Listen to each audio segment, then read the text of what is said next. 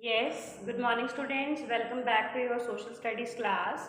So earlier we have discussed about the location and the climate and geographical condition of Democratic Republic of Congo. As we have discussed that Democratic Republic of Congo is a country which lies on the equator. That's why it came under equatorial zone. And Democratic Republic of Congo is a part of Africa continent. So now we are going to discuss about the vegetation of Democratic Republic of Congo. So starting with the topic, as we know that due to the location of Democratic Republic of Congo on the equator, the climate here is always hot and humid. So this hot and humid climate help in developing the forest, which are very dense in nature. These dense forests are also known as evergreen forest. The name given to the forest evergreen is because the trees of the evergreen forest do not shed their leaves at the same time. That's why these forests are known as evergreen forest.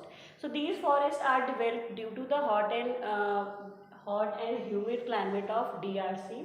So the trees here of this forest form a canopy. So what do you mean by canopy? Canopy means when the trees interlock with each other. When these trees interlock with each other, they form canopy. So the trees here form the canopy, and canopy makes the forest very dark because it blocks the sunlight to came to the forest.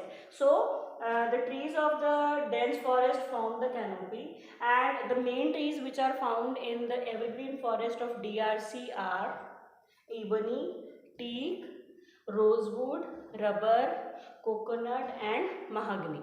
Right? So this was the vegetation feature of DRC. Now moving to the next topic, we are going to discuss about the wildlife of DRC. Now students, we are going to discuss about the next feature, which is wildlife. So wildlife, as we know that the forest of DRC are very dense forests. So these forests have a variety of wildlife.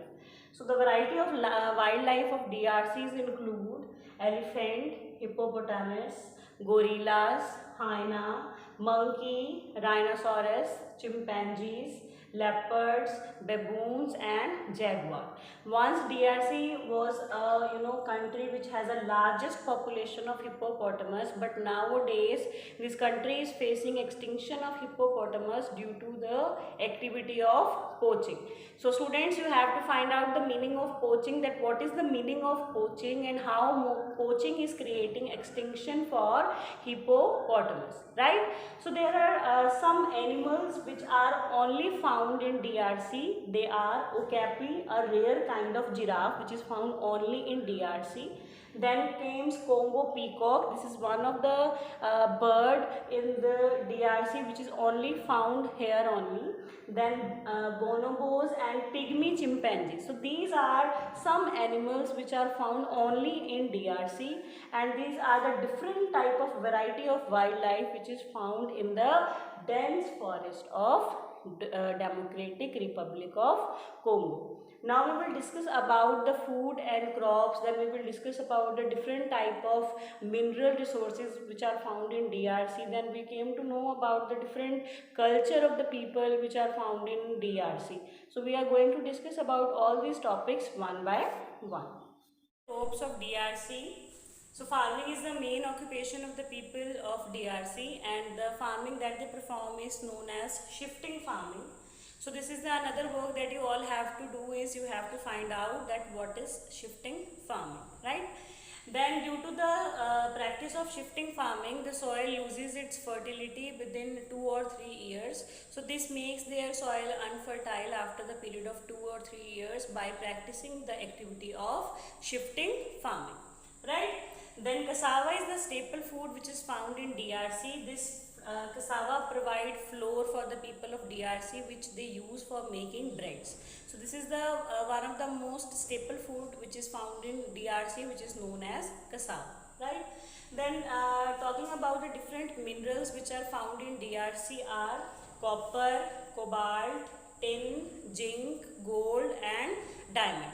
So diamond is found from the province which is located in southern Congo and known as Katanga. So this is the main area from which bulk amount of diamonds are found, and these minerals which are found in DRC are exported to the other industries, because in the DRC the number of industries which are set up is very much low.